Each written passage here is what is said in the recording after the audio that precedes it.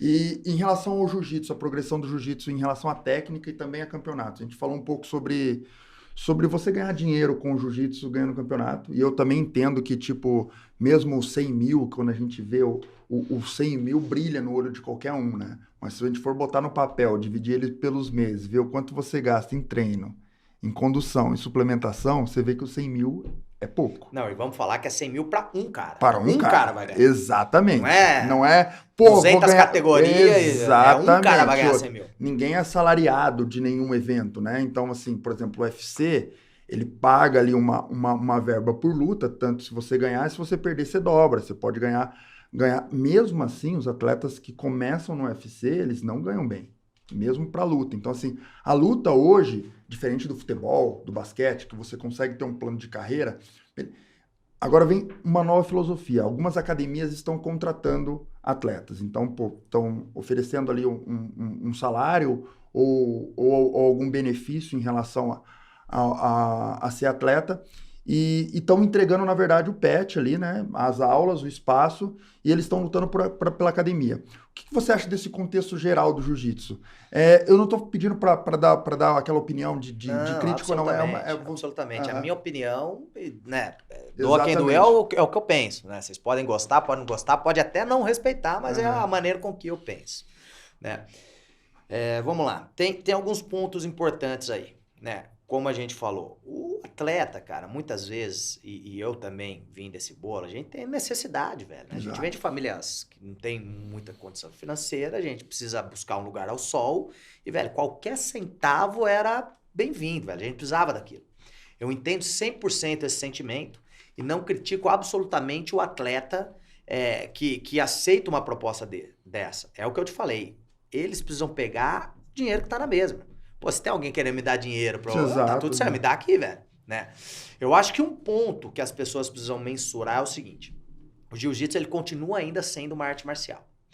Então, quando eu olho pra trás, eu vejo a minha história com o Cobrinha, iniciando jiu-jitsu com o Cobrinha, até hoje eu tô com ele, porque o Cobrinha é parte da aliança. Né? Fui pro Fábio, cheguei depois que o Cobrinha foi pros Estados Unidos, fiquei com o Fábio desde 2006 e tô com o Fábio até hoje. Então, quer dizer, existe ali uma história, que é o que eu te falei, velho. A Aliança não é o meu time, a Aliança é minha vida, velho. A Aliança é minha paixão, a Aliança é minha família, né? A Aliança foi o que me ajudou a formar o meu caráter, os valores que eu acho que um ser humano precisa ter na minha vida, né? Então, esse é um ponto importante, né? Você precisa entender que você vai ter uma história ali, o teu background ele precisa ser reto. Quando você chega, né, e aí tudo bem, hoje uma fulana de tal me ofereceu R$1.000, aí amanhã o outro vai me oferecer 1.500, eu saio, chega uma hora que você olha, cara, você é o Ronin, né, velho? Exato. Você é o samurai sem mestre ali, né? Não tem ninguém pra você se aconselhar, você não tem um mentor, você não tem um cara pra chegar e falar, meu, não vai por aí não que eu fui e errei, faz isso aqui. Eu já tralhei esse caminho, velho. Vem por aqui que é mais fácil. Que é o que o Fábio faz comigo hoje. Não, tem grandes atletas que a gente conhece. O Everett mesmo, é um cara que ficou perdido. Ele pegou várias... Foi o primeiro lá que começou a ir para várias academias. Um cara que tinha um potencial, claro. Não tô falando ele como pessoa, não, eu nem conheço ele, mas assim, é um cara que se perdeu porque não tinha talvez um professor, né? Quem é o professor do Everett? Não tem. Né, teve uma época aí que, pô, o cara entrar pra lutar com ele morrendo de medo, velho. Você é louco, Talvez aí o cara tinha o melhor início de luta de toda a história do jiu-jitsu. Exatamente. O cara começava a 200 por hora. Exato. Né? Enfim, mas aí, esse é um ponto, cara. Eu acho que o atleta também ele tem que preservar a história dele, né? E começar, e eu sei que é muito difícil, né? E, enfim, se eu tivesse a maturidade que eu tenho hoje, na época que eu era atleta, talvez eu não tinha feito um montão de besteira que eu fiz. Né? Então eu entendo que muitas vezes essa questão de estar mais maduro, né? E ter essa maturidade. Mas, cara, é fazer as escolhas visando o longo prazo, velho. Não pegando só o dinheiro que tá na mesa momentaneamente, né? O lance é o seguinte, tá bom, velho. Eu entendo que o mercado do jiu-jitsu tem alguns campeonatos que tá pagando e tem uma galera que tá pagando um salário, né? Mas daqui a 10 anos, aonde eu quero estar? Poxa, eu quero estar em uma equipe legal que me dê uma estrutura, onde tem a possibilidade de ter a minha própria academia, onde eu consiga morar fora, onde eu consiga fazer uma gestão, né, de ter uma academia saudável com sucesso. Pô, será que é nessas equipes que estão pagando salário, que não tem nem história dentro do jiu-jitsu ainda? Né? A Aliança tem uma história de 30 anos, velho. Isso não é o segundo business do Fábio. O Fábio não é um cara milionário que, vamos fazer jiu-jitsu aí, se der certo, Deus não der, né? Isso é a paixão do cara, é o trabalho dele, é o que ele faz melhor, é o cara que tá, né, no topo do mercado. Então não tem outra opção, e se não der certo? Não tem opção de não dar certo, vai dar, né? Então, e como eu falei, hoje né, a Aliança está fazendo 30 anos de história esse ano. Então, poxa, é uma empresa já, velho, tarimbada, é uma empresa que tem uma estrutura, uma história, né? Pô, quem será que vai conseguir me levar, né, aonde eu quero estar daqui 10 anos? É esse cara que vai me pagar R$2.000 hoje? Que eu não, né? Como que... Será que vai pagar a vida inteira? Porque Exato. Como que volta esse dinheiro, tem que dar resultado né? também. O primeiro ponto pro cara ser rico, né, da lista, é porque o cara não é idiota, né? Ele não rasga dinheiro, né? Ele quer ver alguma coisa. É um investimento, né? Exatamente, né? Ou, de repente, a aliança que, poxa, né? Pensa a longo prazo, de repente eu não vou ter esse salário agora, que, mais uma vez, eu sei que é importante para vários atletas, e aí tá tudo bem, eu acho que eles precisam, né, pegar esse dinheiro mesmo, se tá precisando, tá tudo certo. Mas pensar nesse longo prazo, né, cara? Puxa, o que eu quero realmente para minha vida, né? Quais são os valores que eu acredito? O que eu quero, né? Pô, ganhar esse dinheiro, de repente trabalhar aqui, conquistar e suprir minha própria necessidade, né? Então... E o que eu percebi, a Aliança, ela não muda o conceito dela, né? Ela muda dentro do próprio conceito, mas ela não se espelha em competitividade em relação a conquistar o atleta, né? Cara, o atleta tem que ir... É porque é o que a gente não acredita, porque no final do dia, vamos lá, vamos pagar salário aqui e tal. Tá bom, mas quem que vai pagar, velho? Vai sair da onde? Porra, do meu bolso? Será que é justo, velho? Né? Porra, né? Ah, não, mas a aliança, a escola... Claro, velho. É um business, nunca escondemos de ninguém. Tá lá pra fazer dinheiro mesmo. Claro. Né? Não, mas qualquer um tem. Claro. Né? Então, né, quem é que vai pagar isso? Né, quem é que vai devolver esse dinheiro? Porque o investimento é isso, né? O cara que investe em alguma coisa, ele investe esperando um retorno. Né? Qual o retorno que esses caras estão esperando? E isso é que eu não entendi ainda, né, no jogo. Pra você, pô, tá bom, vamos lá, vamos botar dinheiro. A vida útil desse... Sim, porque não é igual o futebol, né? Não cara, não é. Move milhões. Então, quer dizer, você vai lá, uma marca patrocina um jogador, patrocina a televisão, patrocina não sei o quê, porque a marca dele vai estar lá e isso vai retornar o dinheiro pra ele. Não, o jiu-jitsu não, cara. O jiu-jitsu não tá no mainstream, né? O jiu-jitsu, quem assiste campeonatos de jiu-jitsu são praticantes de jiu-jitsu, né? Quem não pratica não tem nem como assistir, porque não dá pra entender nada do que tá acontecendo, né? Coisa mais chata é você falar, ô Lang, vamos assistir um campeonato de jiu-jitsu? Eu gosto de assistir algumas lutas e um amigo meu lutando, aluno meu. E pra quem não entende jiu-jitsu, não vai assistir jiu-jitsu. É chato demais. Pô, se o cara vai falar... Pô, como você vai assistir 10 minutos de 50-50? Você nem tá entendendo o que tá acontecendo. Você entendeu? Então esse é o ponto. Eu gosto de assistir algumas lutas e gosto de assistir meus alunos, meus amigos. Né? Esse pessoal, eu vou lá e tenho prazer. Eu acho que talvez o jiu-jitsu não vai ser nunca o mais assistido, vai ser o mais praticado. Exatamente. Né? Diferente do UFC, né? Que nunca vai ser praticado, mas vai ser o mais assistido. Exatamente. Não dá pra você... E aí é o ponto, né? Pô, vamos fazer igual o UFC. Mas, pô, o UFC, velho... É outra coisa, cara. Quantos milhões os caras fazem por pay-per-view, velho? Né? O UFC, você trazer o meu tio que nunca brigou, ele vê lá, ele vê um dando soco, ele consegue entender quem tá ganhando. Jiu-jitsu não dá pra entender, velho. Não dá.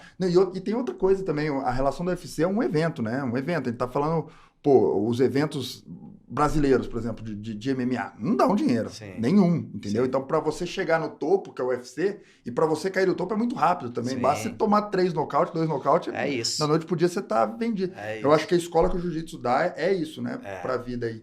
E você acha que o fato de você começar a ser responsável por outras pessoas e ver esse cuidado, que você já estava ali ajudando na aula, outra coisa é você ser o de coach, né?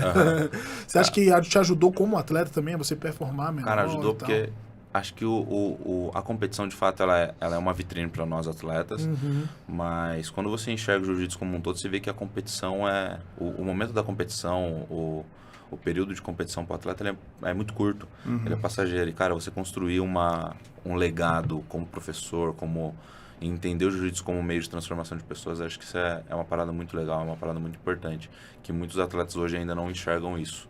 Legal, eu acho muito legal focar, eu admiro os atletas que focam 100% nisso, eu acho muito importante, mas na minha percepção a gente precisa começar a construir um pouco mais do que isso.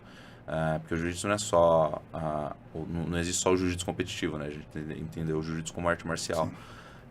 E como arte marcial vem essa parte de transformação de pessoas, como transformação de caráter, você ajudar de fato as pessoas nesse meio. Cara, eu tenho o maior orgulho dos alunos que eu tenho ali e ver a transformação deles, cara. Pra mim isso é muito gratificante, é muito mais gratificante do que eu chegar ali no campeonato, ganhar a medalha e mostrar que, pô, sou campeão. Cara, isso é puro ego. Isso faz parte do competidor. Quando Que é legal também. Né? É muito legal, eu amo isso também, não vou mentir, eu amo chegar ali... Ninguém tá julgando, tá? Ninguém tá julgando, eu amo isso também, mas estar ali no alto do pódio com a medalha de ouro, isso é muito gratificante, também saber tudo que você passou pra conquistar aquilo ali. Mas no dia a dia você vê a evolução de cada pessoa, você vê como uma pessoa chegou ali no tatame, como ela se transformou, como ela tá bem agora. Acho que isso é muito mais gratificante, tipo, você ter essa conquista todos os dias, sabe?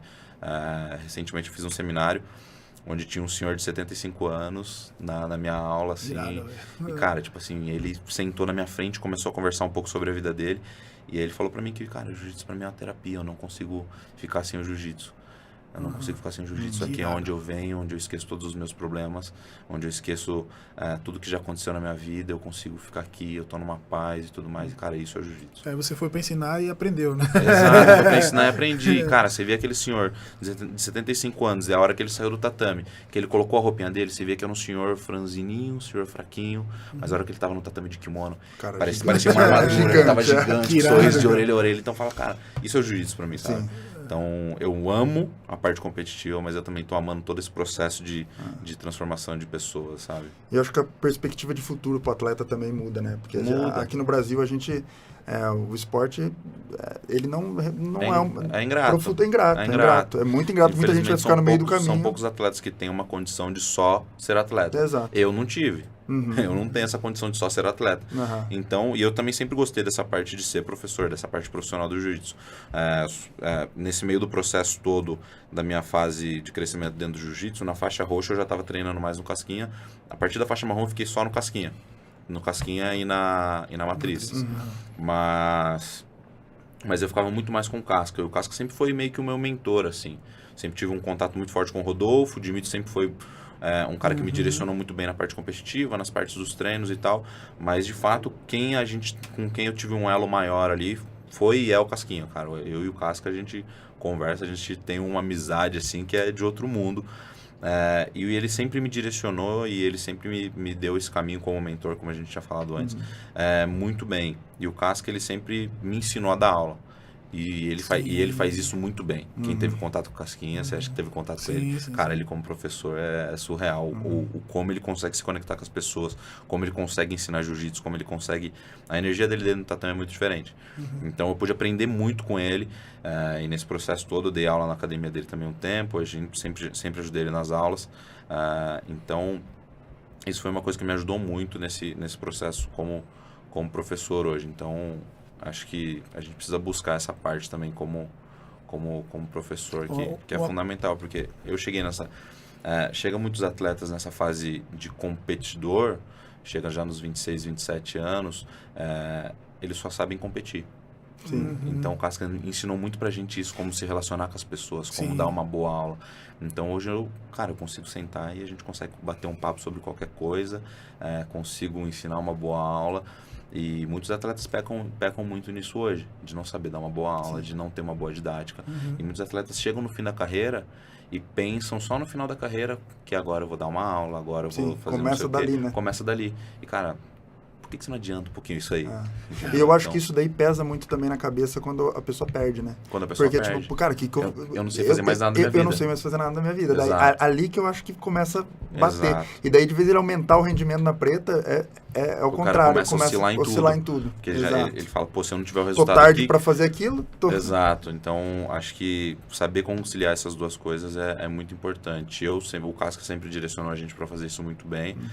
O Dimitrios, pô, é um exemplo disso. O cara faz tudo. Faz tudo, é um cara que trabalha dentro da associação da Aliança, é um cara que dá aula, é um cara que compete em alto nível já. Final do Mundial agora. Exato, 22, e, tipo assim, pô, eu conheço o Dimitris, é meu amigo pessoal, fora do jiu-jitsu. Cara, eu sei que ele tá no tatame às 6 da manhã, ele tá dando aula.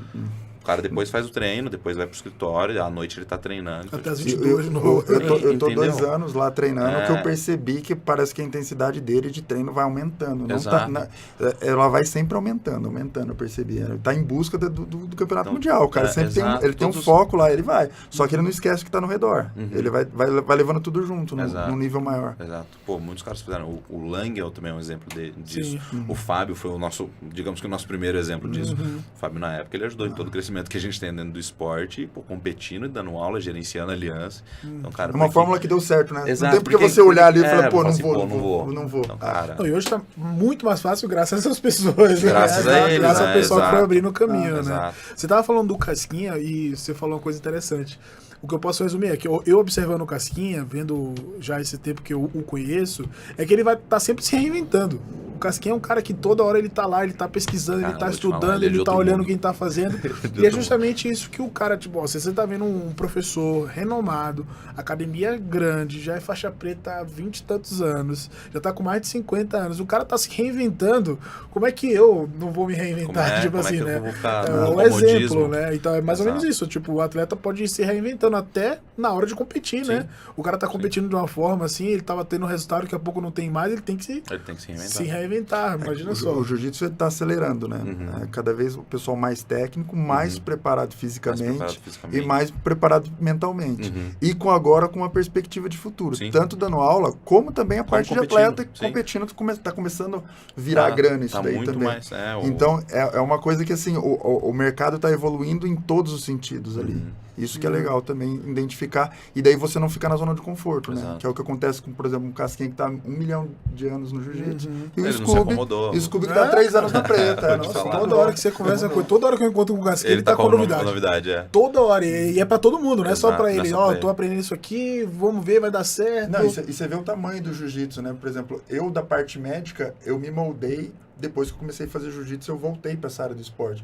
Você, da parte de fotografia, pô, você, o jiu-jitsu hoje, ele tem uma gama muito grande de profissionais em cima dele. E daí faz com que o atleta seja mais visado, o esporte valorizado e um crescimento, acho que de todos juntos, né? Você falou nisso aí, eu vou perguntar pra você agora, tá no burburinho agora de bolsas milionárias e grappling e... assim, é legal, Sim. né?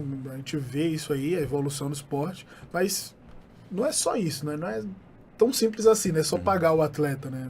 O que você entende disso aí? É bom o atleta ganhar bem, mas tem toda uma indústria que tem que correr junto, né? Qual é a tua visão desse assunto? Que ele falou, eu me lembrei disso aí, cara.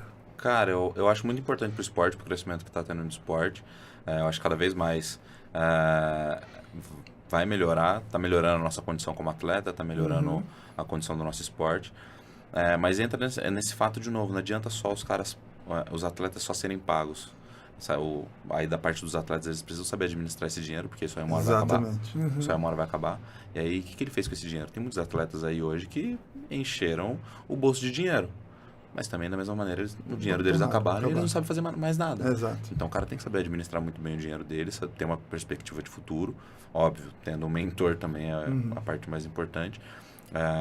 E acho que é isso. O esporte tem tudo muito para crescer com isso tudo. E o atleta é o corpo, né? Então, por exemplo, sofre uma lesão no meio do caminho. O cara pode estar no ápice, mas ele vai... Exato. Ela vai entrar numa zona de desconforto, porque ele Exato. vai começar a pirar, porque ele não sabe fazer outra Não sabe coisa. fazer outra coisa. Entendeu? Mas Então, você vê como o nosso esporte porque se você pensar assim, o futebol, que é o maior esporte profissional que a gente tem no Brasil, né? Futebol. Tudo bem que o MMA paga bem quando existe, mas, pô, quantas práticas Não, de é MMA o mínimo profissionais que paga. no UFC é muito difícil. os caras que jogam futebol, tipo, É na muito Série ingrato A, também, entendeu? né? Mas o cara que se machuca na Série A, ele não se preocupa, ele vai ficar ali, às vezes vai perder um patrocínio, vai diminuir Tem um pouco ali, mas Então, ele tem um piso. Mas no futebol, quem se preocupa é o clube. Por isso que eles fazem uma assessoria do atleta, tanto com fisioterapia, com a parte nutricional, com exames de sangue, que eles conseguem identificar se o músculo do cara tá bom para aquele jogo. Você pode perceber que agora os times estão muito mais inflados de profissionais e de vez em quando um cara que está jogando bem não joga tal jogo, porque vai descansar. Isso é baseado em exame físico, em exame de sangue. Coisa que, Tem a que ter um gente banco tem de que ter um reserva feeling bom. hoje no jiu-jitsu, que muito atleta hoje do jiu-jitsu já tem naturalmente. Que é aquele, porra, Sente cara, que o tô corpo tá um pouco cansado, vou inflamado. treinar. mas o cara vai lá e sabe treinar, entendeu? Pô, ele vai pegar um cara mais leve pra treinar, ele vai identificar, fazer um treino inteligente. Eu acho que isso faz parte. Doido que acontece, que é maluco por aí. Mas isso acho que faz parte do jogo também.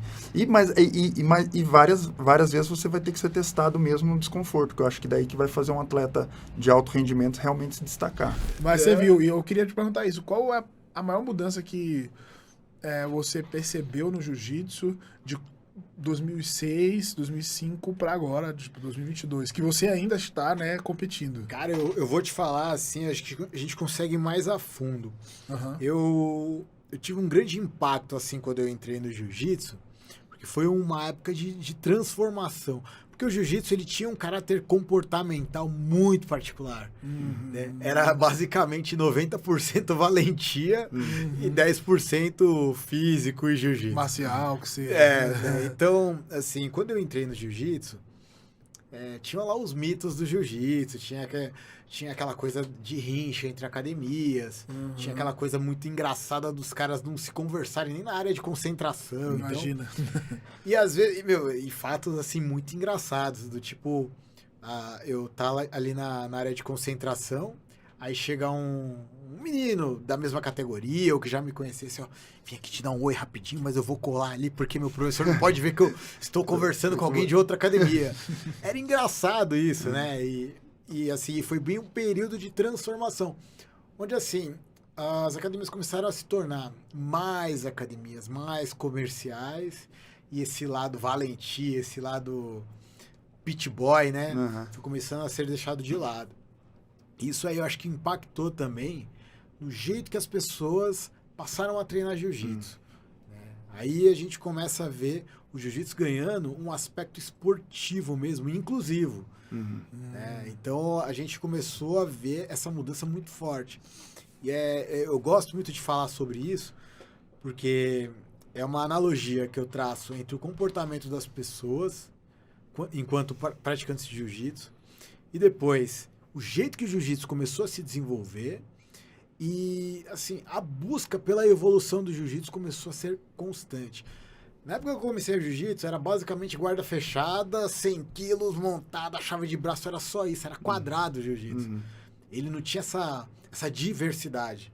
Né? Acho que é a melhor palavra para a gente poder caracterizar o jeito que o jiu-jitsu era antigamente. Ele não tinha a diversidade. Agora a gente vê essa diversidade de intenção e de movimentos. Então ele começou a tomar um outro rumo, as pessoas começaram a ousar e todo mundo queria inovar o jiu-jitsu. Esse processo de inovação do jiu-jitsu, enquanto atividade esportiva, ele veio desde lá de trás. Lá em 2000 eu comecei a ver o lance de você poder abrir a guarda, expandir os horizontes. Eu lembro do Roleta. Ele sim é da galera das antigas mesmo, mas o Roleta foi um dos primeiros. A galera chamava de esquijitsu. Mas não, ele estava à frente do tempo dele. Ele lutava dinâmico, ele fazia questão de desenvolver um jogo de guarda aberta e tal. Foi uma das pessoas que eu me inspirei bastante. Apesar de, assim, a minha história ter sido mais pautada em cima das passagens de guarda, mas eu sempre treinei muito por baixo, sempre tive guarda, assim. E eu queria desenvolver isso, eu queria conhecer, eu queria entender para que direção que é aquilo. Então o jiu-jitsu foi crescendo, foi se desenvolvendo ali dentro desse aspecto, assim, dentro das movimentações, e eu acho que tudo foi se transformando, até mesmo as questões comportamentais, você fazer trocas, né, você fazer os intercâmbios entre as academias, você pode poder conversar com o seu adversário. Poder conversar com o seu oponente ali, né, o seu adversário. Hoje dá até pra seguir no Instagram, né? Você pode curtir as fotos do seu amigo. Tá tudo certo, né? Mas você falou esse negócio do comportamento, isso é muito interessante. Você acha que se não tivesse sido dessa forma, com os pit boys e tal, que, a gente teve primeiro o Hélio Gracie indo com os desafios, aí depois a gente teve o Carlos Alberto Barreto, um monte de gente que foi fazendo desafio e era aquilo, briga, mano, a gente tá querendo mostrar que é melhor.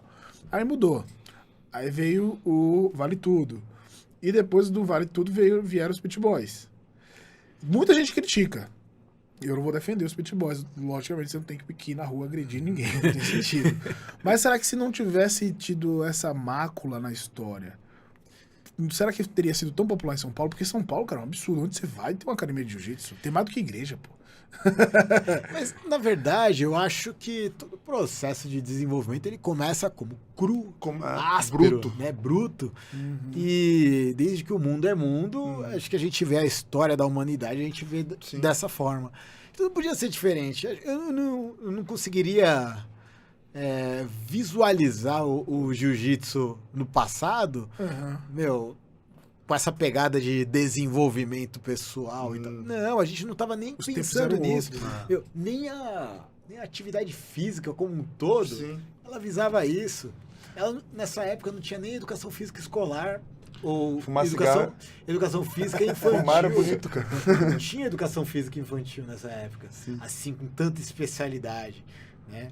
Eles tentavam, assim, a ideia de passar uma atividade física para uma criança era simplesmente você fazer ela realizar menos. Exato. Né? Ela fazia menos. Então se o adulto faz 20, ela faz 10. Sabe? Ninguém lembrava do Inclusive, desenvolvimento. proibir de fazer muitos exercícios de esportes que hoje em dia a gente sabe que pode, mesmo a musculação. Vou falar como que eu cheguei, assim, como que eu sou uma pessoa que também tenta agregar bastante, igual esse projeto da HCMC Esporte, que eu atendo bastante atleta de alto rendimento. Tem os famosos, que todo mundo vê, mas tem muita galera faixa colorida aí que eu agrego bastante. E o que eu pensei quando você começou, na verdade, para mim, abrindo seu Instagram com uma fonte de inspiração ali. Falei, pô, se esse cara faz tudo isso, eu também vou potencializar o meu trabalho. Como que eu posso ajudar o trabalho dele? Eu falei, pô, através de ajudar ele. Eu pensei a mesma coisa que o Thiago. Eu falei, eu vou ajudar na saúde dele. Foi como eu te ofereci, pô, deixa eu acompanhar a sua parte médica, vamos fazer exames. Você falou, pô, tô precisando. E eu acho que isso daí que é essa atração que você falou, que é onde o urubu não anda com águia. E esse exemplo que você deu, eu acho que tem que servir para todo mundo, inclusive para você, Thiaguinho. Você tem um exemplo dentro de casa, mas para todo mundo que está ouvindo, o nosso público com certeza é de atletas, principalmente da arte marcial, seja ela jiu-jitsu, MMA ou de outros esportes. No Brasil, o esporte ele é marginalizado. Então, você não tem, pô, o que você faz? Eu sou atleta, pô, você não faz nada. Depois você não vai trabalhar. Quantas vezes que eu já peguei essa frase, né? E a gente percebe que se você trabalhar com amor, dedicação, 24 horas pensando no que você quer, isso para qualquer carreira, vai devolver. Vai chegar uma hora que você vai receber. Que é aquele exemplo, pô, o Michael Jordan, Kobe Bryant, os caras que não desistiram. E quando você chega, você também tem que ter uma mentalidade muito boa para se manter com a mesma mentalidade quando você começou. Isso eu acho que é o principal, que é o que você passou para a Gabi, que você me deu o exemplo que ela está aí no Campeonato Brasileiro todo. E essa estratégia de mentalidade é um exemplo, né? Assim como em casa, a gente tem a nossa família, o pai, a mãe, você se espelha nele, os seus atletas se espelham em você. Eu acho que esse exemplo tem que ser seguido, e quem vai puxar geralmente essas pessoas com a mesma energia, que é esse quebra-cabeça que eu falo, que é infinito. Exatamente. E a tendência é só agregar, principalmente agora que o jiu-jitsu vai explodir. Eu acredito que já está explodindo, mas tem muito para crescer. Eu acredito que a gente ainda está na base. Tem muito para crescer ainda. É um prédio praticamente infinito, pensando nas outras artes marciais. Jiu-jitsu é um esporte que você consegue dar tudo, mesmo sem ser um atleta de competição. Então você vai lá descarregar o seu problema na empresa, você vai descarregar seu problema familiar. Entrou dentro do tatame, você não pensa mais em nada. Então, essa arma que o jiu-jitsu dá, ela é infinita para a saúde mental e física. E, professor, vamos falar um pouquinho, além da sua saúde, em relação aos atletas que você acompanha, como eu disse, assim, a saúde mental, física dele é muito importante, mas você leva muito em conta a espiritualidade também. Em relação eu sempre vejo ali os momentos que você tem com a sua família, cinema e igreja. Eu queria que você falasse um pouco sobre isso também. Eu não nego, né? Eu não nego para ninguém quem eu sou, né? Eu professo a fé cristã. Acredito piamente no sacrifício de Jesus pela humanidade. Eu leio a Bíblia. Eu acredito que a fé é um elemento fundamental na vida do ser humano. eu acho que, eu tenho convicção que a fé colabora para você ser uma pessoa melhor, porque você faz uma introspecção de si mesmo, você se autoavalia sempre. E os princípios cristãos, né, que é a família, os princípios da honestidade, da hombridade, da cordialidade, da hospitalidade, são princípios que têm tudo a ver com jiu-jitsu. Né? Para mim, é muito fácil fazer essa junção de coração, porque para mim tem tudo a ver. Tem que ser honesto, tem que ser altruísta, né?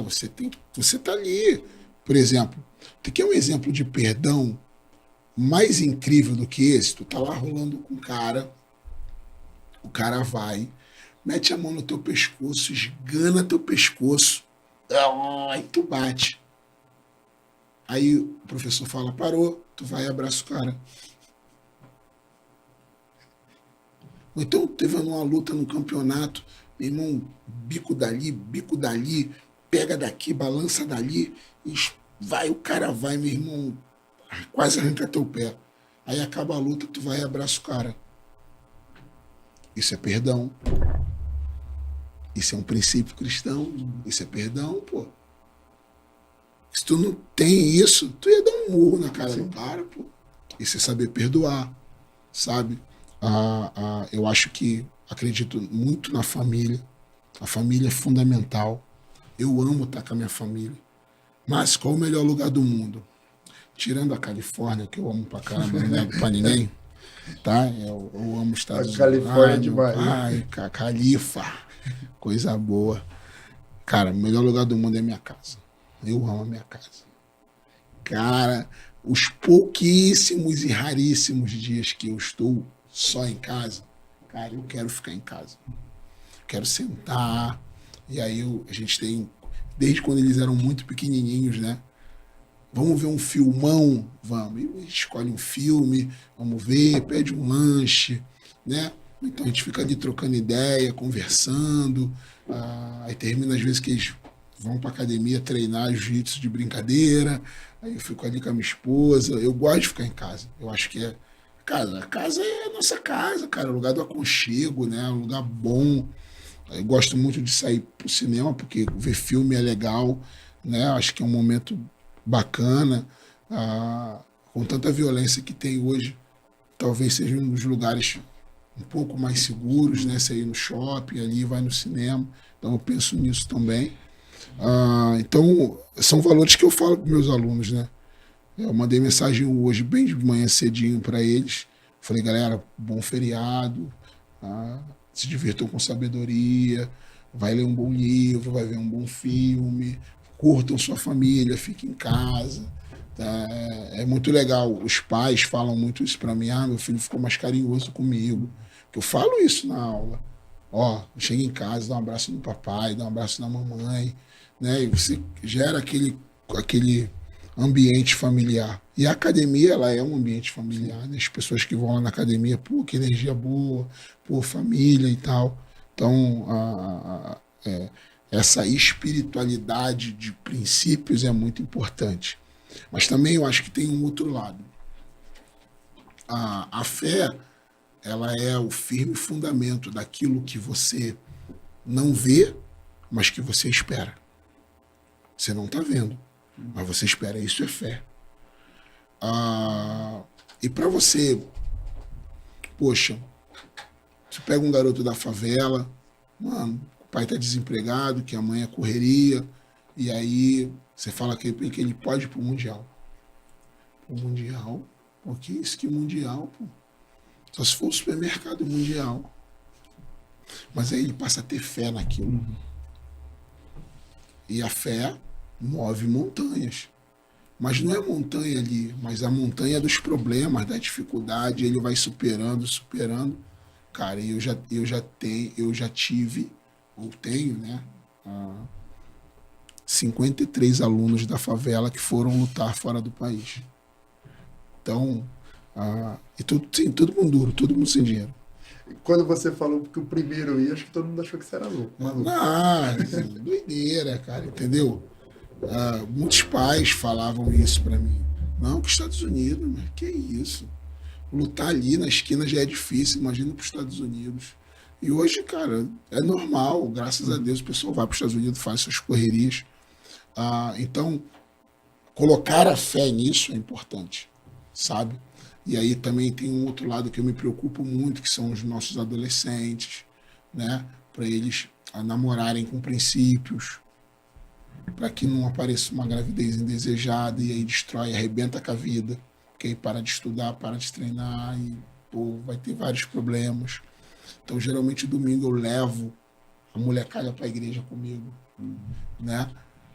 Pô, vamos na igreja, vamos, mestre, vamos. Aí a gente senta lá, é muito legal, né? Espiritualidade tem tudo a ver com jiu-jitsu. Tem tudo a ver. É muito bacana. Faz parte, eu não abro mão.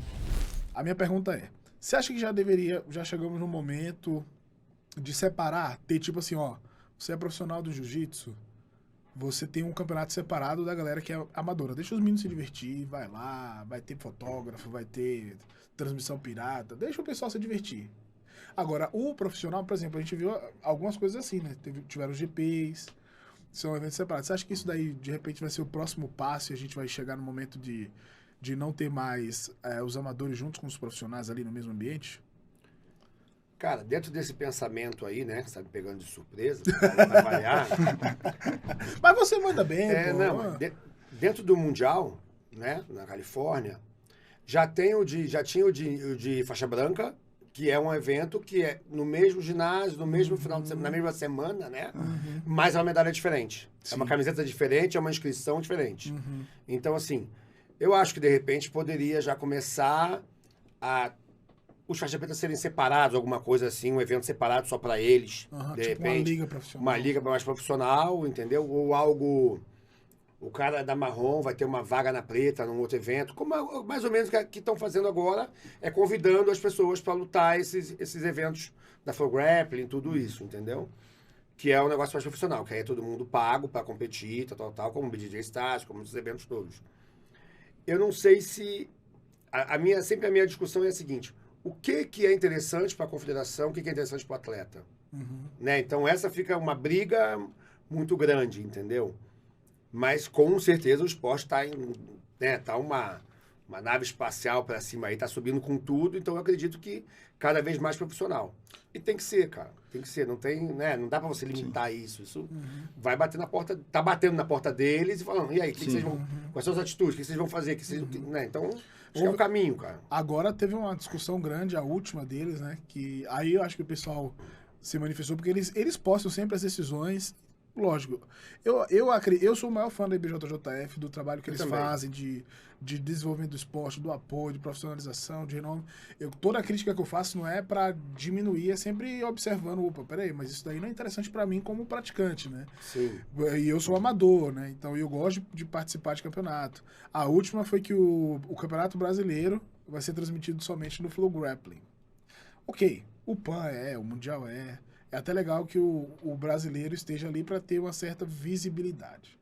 Só que a gente está tirando um esporte amador de uma possibilidade de aparecer ao vivo no domingo, como aparece o vôlei, como aparece o futsal, Fórmula 1. Pô, quanta gente tem fã de Fórmula 1 e fala assim, você é fã do quê? O cara mora, sei lá, numa quebrada, o cara anda de busão. Mal tem um carro, e aí o cara sabe tudo de Fórmula 1 e fala assim, mas legal o cara gostar, não tem problema.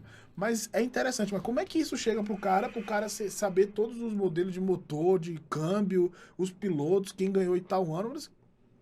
É um esporte minúsculo. Quantos praticantes de Fórmula 1 tem no mundo para quantos praticantes tem de jiu-jitsu? Entendeu? A Fórmula 1 tem os apaixonados, né? Os praticantes, né? Um outro mundo, né? Cara, o que eu acho, assim, hoje a gente fala quando fala de televisão, assim, mídia, né? É a TV aberta. Isso. Né? A TV aberta é a palavra que separa, né? Com certeza a TV aberta, ela tem a quantidade de gente, bilhões de vezes mais, não dá nem para comparar. Para você fazer o negócio crescer, na TV aberta, ela voa muito mais rápido, né? Muito mais alto. Mas, ao mesmo tempo, aquele negócio que a gente tá falando, são business, né, cara? O cara, ele quer pegar... Que também, se você pensar, quando você fala de Fórmula 1, as televisões compram. É isso. Então, a Flow Grappling tá comprando a imagem, só que ela não é aberta. Né? Quando você fala, vai ter a cidade compra a etapa da Fórmula 1 para ser na cidade tal. Vai né? mover Vai pro turismo. Rio, vai para lá, tem que comprar a etapa. E a televisão compra a audiência, compra o direito E da negocia imagem. com né? os anunciantes. Só que é TV aberta. Uhum. Né? Então o negócio é gigantesco. O que acontece com o jiu-jitsu é exatamente o que você está falando. Quem está comprando é uma empresa fechada com um pacote, né? Pacote mensal, anual, que a pessoa tem que comprar para poder assistir. Então, automaticamente você está fechando, né? Você tira a possibilidade de uma visibilidade maior. Não que não vá ter, né? Vai Tem, ter, porque com certeza. já a base do jiu-jitsu é extremamente apaixonada e engajada, né? Os praticantes Sim. de jiu-jitsu são... O pessoal vai dar um jeito de assistir, é fato. Claro. É fato, entendeu? Eu vou assistir de um jeito ou de outro. É um fato, eu não tô inventando coisa ou defendendo isso ou aquilo. Mas a minha visão é, por exemplo, a gente, para caminhar para um profissionalismo, como é que um clube como o Undriarte, uma escola como o Undriarte, ou uma junção do Gigo, e que possa trazer mais gente fazendo o mesmo? Como é que o cara vai levantar recurso para manter? Tipo, a gente teve a união agora do pessoal da Fratres também, que é legal. Legal. E a gente tem times já consolidados, né? Aliança, Gracie Barra, Checkmate. Beleza. Como é que a gente pode chegar pra esse cara e falar assim, ó, mano, treina seus atletas, como já aconteceu contigo, você vai ter, sei lá, 100 mil no ano, um dinheiro assim, X, 200 mil no ano pra você investir como você quiser. Se você conseguir captar mais gente, você vai ter mais dinheiro ainda, que é o que acontece com os clubes grandes. Pô, vai comparar a receita do Corinthians com do Ituano? Não é porque ele perdeu... Não, isso aí não tá tão longe. Sou carioca, sou Flamengo. Pelo amor de Deus, me bota nessa confusão. Mas o quanto que o Corinthians consegue captar pra fomentar a base, ter o sub-13, sub-15, sub-16. É mais ou menos isso que a gente precisa no jiu-jitsu, entendeu? De gente envolvida, fã, apaixonado pelo negócio. É, né? o que na minha visão que acontece hoje é assim, as pessoas que são apaixonadas pelo jiu-jitsu e tem uma condição legal, tal, acabam apoiando as equipes, etc e tal. Quando você vê um apoio de um patrocinador, de qualquer equipe, da minha, do que seja, é um cara que é aluno, Sim. é um cara que, me conhece há 30 anos, o cara conhece o Fábio Gurgel, conhece não sei quem, vai apoiando, a Pimentel, a faixa preta, Sim. né? E a assim gente tem vai. o William que tá ajudando um monte de Exatamente, atleta não, o aí. William tem nem que falar, cara, sem então. palavras, sem palavras. Então são pessoas assim. O que eu acho que a ideia é a seguinte, como que vai fazer para esse negócio ficar grande de verdade? Sim. Cara, Tem uma Brahma patrocinando. Quando você vai, eu ia falar Bradesco, quando você vai num banco... Cada um lembra do que Brahma. gosta. Achei que ele ia falar Brahma. O Bradesco patrocina Eu sei, em Osasco, os times de vôlei, rugby, um monte de coisa. futsal, Como que Bradesco você vai atrair uma grande empresa, né? Ele é forte, né, no esporte, o Bradesco, assim. Só para você atrair eles ou você conseguir aumentar o investimento deles, é de acordo com as visualizações. Profissionalizar, né? Ele só vai colocar mais dinheiro se ele atingir mais gente. Sim, com certeza. Né? Você vai conseguir botar isso aqui no Japão? Vou. Ah, legal. Então agora se eu tiver Bradesco no Japão, eu vou ter interesse. Então, assim, só vai aumentar a verba, como você falou, só vai aumentar a verba, e com essa verba a gente vai poder ter mais atletas profissionais a partir do momento que tenha interesse uma empresa desse tamanho. E essa empresa vai ter interesse em quê? Em divulgar a imagem dela. Se ela divulgar a imagem dela, Tem que estar na essa TV imagem aberta. tem que estar ampla. Ou pelo menos alcançar mais Ampla é a gente, TV né? aberta. Não tem Porque como até no ganhar disso. YouTube já não tinha uma visualização muito legal, porque o investimento da transmissão já não era um investimento também, porque assim, é de graça, né? Sim. Já era muito legal ter com o webcam ali, mas mesmo assim, uma pessoa não vai botar no YouTube e ficar assistindo, sendo que não tá entendendo nada, não tem narração e tal.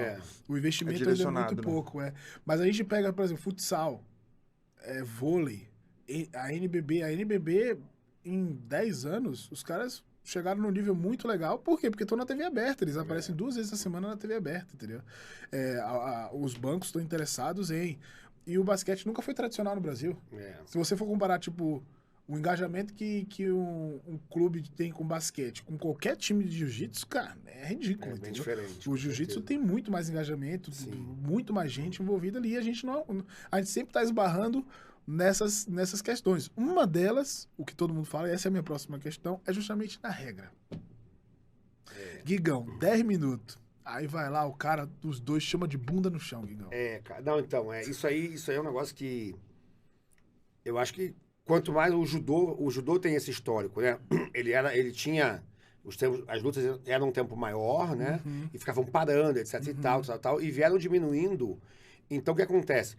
Naturalmente, o atleta vai focar muito mais na potência. Pô, hoje o judô acho que são 5 minutos. 4. 4 minutos. Então, assim, minutos. imagina a potência daquele cara. Ele entra e jogou. Pô, é uma Taca na máquina. esquina. Vai dar tudo ali, 4 minutos. 4 minutos é guerra. É sem respirar. Igual nadar embaixo d'água pra sem respirar. O cara faz... Então, a potência é muito forte. Então, eu acho que tem muito mais oportunidade, muito mais risco de sair em movimento. Sim. Exatamente o que você falou. Puta, são 10 minutos. Pô, se eu errar aqui, dá tempo de consertar. Então, eu também não preciso arriscar tanto, porque, pô, ainda faltam 8, né? Então, sempre tem Fica esse Vai cuidado. ter um percentual O atleta- grande de pessoas que vai enrolar um pouquinho. Eu não acho que o atleta tá errado. O atleta, ele quer ganhar. Tá jogando na regra que colocaram pra ele. Na parte médica, a gente consegue explicar mais ou menos por que a luta de 10 minutos com certeza vai ser mais lenta. Uhum.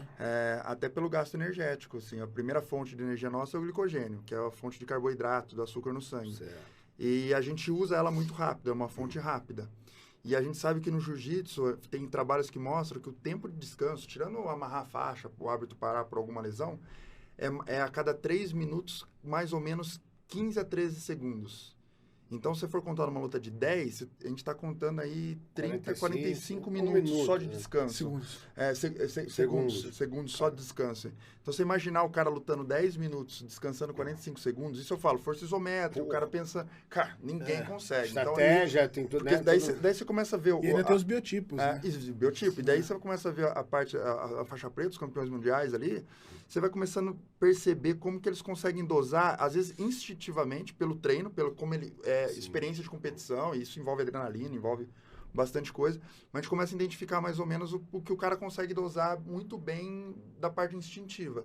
E você pega uma luta muito mais rápida, de 5 minutos, ele sabe que ele pode dar muito mais ali. É o que E o daí pessoal faz na JP, né? tendência- Você sempre tá apoiando o pessoal aí na JP. Sim, né? sim, apoio bem, eu gosto. Eles estão até aí nesse final de semana. Uma coisa que eu acho que é interessante é assim, quando você começa a ver outras modalidades, falando de regra e de tempo, vamos falar de tempo, porque regra é uma coisa, o tempo da luta é outro, né? Quando você bota um exemplo de um UFC da vida, que seja MMA, né? Porque 90% eles estão bem parecidos. Sim, O cara faz 3 rounds de 5, exato. por 1 de descanso. Né? Então, Tem essa... então, doutor, nessa sua conta, tá mais ou menos batendo aí. Microfone? Não, pode seguir, Então, só ver um pouquinho. Essa sua conta tá mais ou menos batendo, né? Se o cara lutar 5 minutos e descansar 1, é mais essa conta... mais ou menos essa conta aí dos 15 segundos, né? Vai dar isso aí. É uma coisa que eu até propus. O Melk colocou um post lá, eu até falei, pô, o certo seria acompanhar 3 minutos, descanso de 1, 3 minutos, descanso de 1. Uma os luta de eventos- 10, teria 3 descansos. Tem eventos que são Só que assim que eu fica- acho legais. Eventos que já vários fizeram isso, botar jiu-jitsu com round. O cara luta 5, descansa. Então, eu acho isso muito legal, cara. Porque, assim, sem contar que volta pro zero, né? O cara não me pegou, mas tava montado em mim. Aham. Ele vai ter a pontuação dele, é igual ao UFC. esse é. Ele ganhou Você lá pode no... definir um round, você pode continuar a pontuação, mas na hora que você para um round, descansa 1 minuto e vem um técnico e fala, meu irmão, não tem mais o que Vai pra fazer, porra. cara. O cara passou, Cai montou, pra dentro dela, agora, né? cara, Quinto meu irmão, round, dá as costas pra ele e pega o pé dele, faz uma exato, mágica aí. Então, Porque- de repente, isso Pô, isso vai vai estimular mais, até mesmo o cara não desistir. Porque assim, pô, tem lutas que você fala, pô, começou a luta, pô, deu uma vacilada, o cara raspou, passou, montou. Falta 7 minutos. Falei, meu irmão, fudeu, encolhe os bracinhos. Vai ficar lá E vamos esperar. Pra não ser finalizado, Papai pra não não ser vai virou pior. vir aqui me ajudar, agora tá louco, entendeu? E E o aí cara a que- luta fica chata. O cara que tá em cima também fala assim, pô, tô na posição boa, não vou sair daqui pra nada. A regra diz, né, que montado e nas costas você não precisa mais evoluir.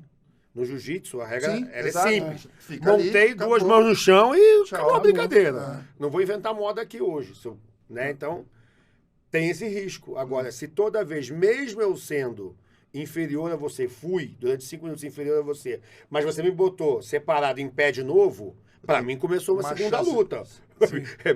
Que é um UFC da vida. Exato. Até a luta principal são 5 rounds. Porque a gente tá Porque tendo... também não dá pro jiu-jitsu, que aí fica muito Não, coisa. sim, né? exato. De repente, 2 de 5. 2 de 5. Bota 1 minutinho de descanso para o cara tomar uma bronca do técnico. Falei, aí, É, mano, tu veio fazer o que aqui, cara? Eu Porra, acho que até o que vai cercar isso daí, você show. mostrar o técnico falando, ele Sim. agindo, pô, isso aí vai ser muito legal, né? Não, e vai reanimar o cara, né? Vai. E você consegue colocar no evento como um evento de luta casado, você consegue colocar menos luta, né? Sim, é. Mais economia pro evento.